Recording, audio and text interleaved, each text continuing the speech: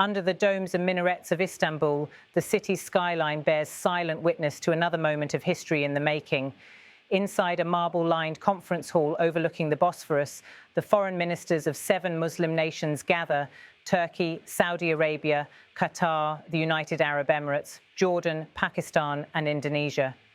Their mission is both urgent and delicate: to chart a coordinated plan for the reconstruction of Gaza, a land shattered by months of war and blockade. The atmosphere inside is restrained but charged with purpose. The Saudi delegation enters first, moving through the hall under the flash of cameras.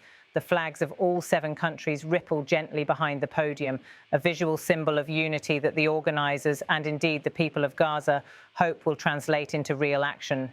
Turkey's Foreign Minister, Hakan Fidan, arrives moments later, greeting his counterparts with brief handshakes before taking his place in front of the cameras. Around them, aides shuffle papers, photographers position their lenses, and translators ready their headsets. For the Turkish hosts, this meeting is more than a diplomatic gesture. It is an assertion of leadership in a region still searching for direction.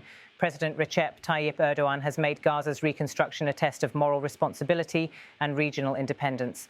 The message from Ankara is clear: rebuilding Gaza must not become a tool of geopolitical competition, but a shared act of Islamic solidarity. The meeting also carries a sense of déjà vu. Many of these same ministers met just weeks earlier in New York, on the sidelines of the UN General Assembly. There, they were received by former US President Donald Trump, who unveiled a controversial peace plan that many in the Arab world saw as one-sided. 6 days after that meeting, Washington announced what it called a new framework for Middle East peace.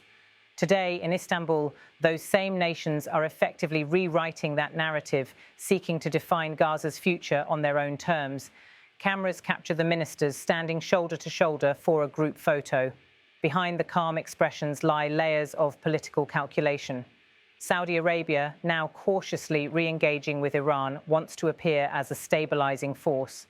Qatar, long a financial lifeline for Gaza, seeks to maintain its mediator role while avoiding diplomatic isolation. The United Arab Emirates and Jordan are balancing their ties with both Washington and the wider Islamic world.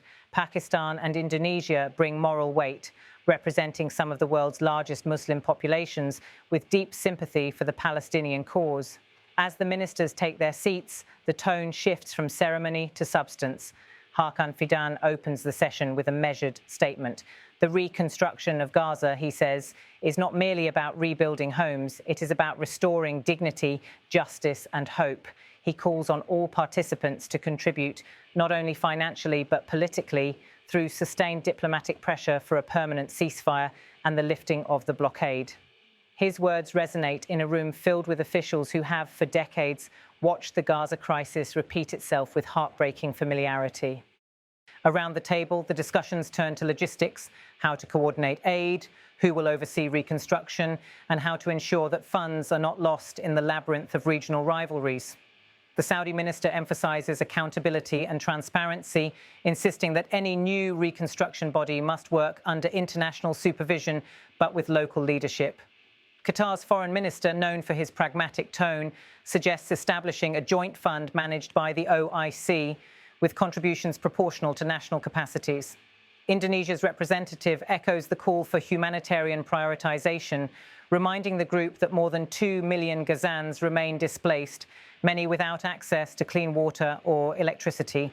Beyond policy papers and diplomatic protocol, the real challenge is political trust. Many in the room recall previous efforts: the Cairo Reconstruction Summit, the Kuwait Pledging Conference, the donor meetings in Doha that promised billions but delivered only fragments. The question haunting this Istanbul session is not whether aid will be pledged, but whether it will ever reach Gaza's streets. Outside the conference hall, Turkish media broadcast live updates. Commentators debate whether the Istanbul initiative could mark a turning point or merely another chapter in the cycle of conferences. On social media, images of the ministers' group photo circulate widely, captioned with hopeful slogans like "Solidarity for Gaza" and "Islamic unity in action." Yet in Gaza itself, where entire neighborhoods remain in ruins, expectations are tempered by exhaustion. The people there have heard promises before. Still, for the ministers, the symbolism matters. The Organization of Islamic Cooperation, once criticized for its slow responses, is attempting to reassert relevance by bringing together heavyweight economies like Saudi Arabia and the UAE alongside populous democracies like Indonesia and Pakistan. The OIC is signaling that the Islamic world can act collectively when humanitarian necessity demands it. Midway through the meeting, a working paper is circulated. It outlines a three-phase plan: emergency relief, infrastructure rebuilding, and long-term development. The first phase includes immediate funding for hospitals, desalination plants, and electricity grids. The second focuses on housing and schools. The final phase, perhaps the most ambitious, proposes an economic corridor linking Gaza with regional markets through Egypt and Jordan. Turkish officials describe it as a Marshall Plan for Gaza, though privately some diplomats doubt whether such a grand project can survive political turbulence. The tone grows more introspective as the Pakistani foreign minister takes the floor. He reminds the assembly that reconstruction cannot occur without peace. If we rebuild Gaza without addressing the siege, he says, we will rebuild it only to see it destroyed again. His comment draws nods around the table and a long pause that underlines the depth of shared frustration. From the corner of the room, cameras capture a brief exchange between the Saudi and Emirati delegates. Observers note that while their public statements align, their private strategies diverge. Saudi Arabia's focus is regional diplomacy, the UAE's economic reconstruction and logistics. Yet for this moment, their priorities converge on a single message: Gaza must not be abandoned. As discussions progress, aides distribute draft communiques. The text reaffirms support for Palestinian statehood, condemns the destruction of civilian infrastructure, and calls for international cooperation under UN coordination. The Turkish chair pushes for a stronger statement, one that directly urges the lifting of the blockade on Gaza's borders. Behind closed doors, this becomes the day's most contentious debate. Some fear that explicitly naming Israel could derail broader diplomatic efforts. Others argue that silence would betray the moral purpose of the gathering. By late afternoon, consensus begins to take shape. The final communique will reference the urgent need to end restrictions on the movement of goods and people, a diplomatic compromise that satisfies most delegations. As the wording is approved, the ministers rise for a symbolic group photo once more.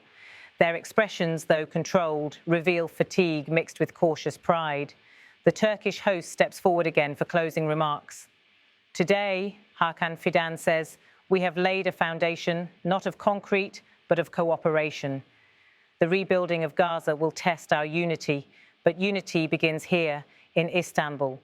His voice, calm and deliberate, carries through the hall before giving way to the rhythmic applause of delegates and staff.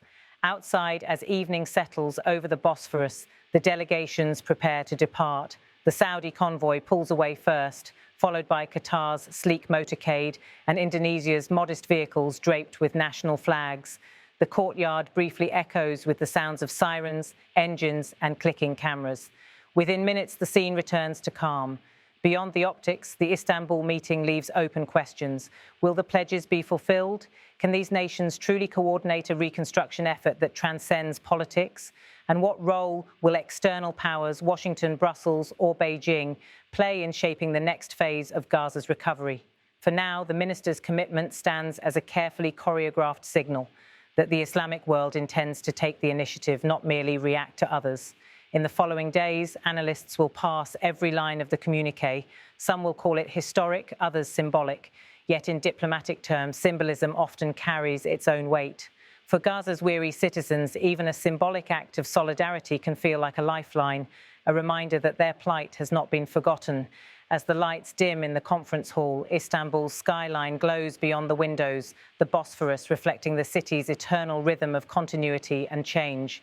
The meeting may end, but its echo stretches far beyond these walls, to the tents and rubble of Gaza, to the chancelleries of the world's capitals, and to the conscience of nations that still wrestle with the balance between compassion and power.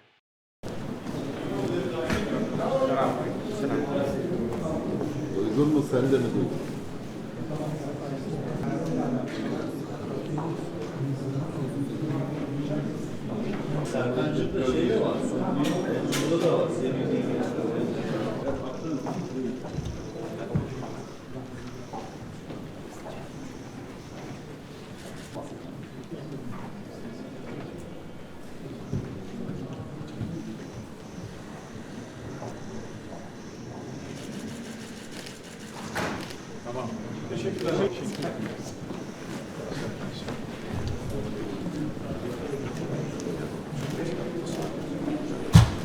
hep beraber alalım.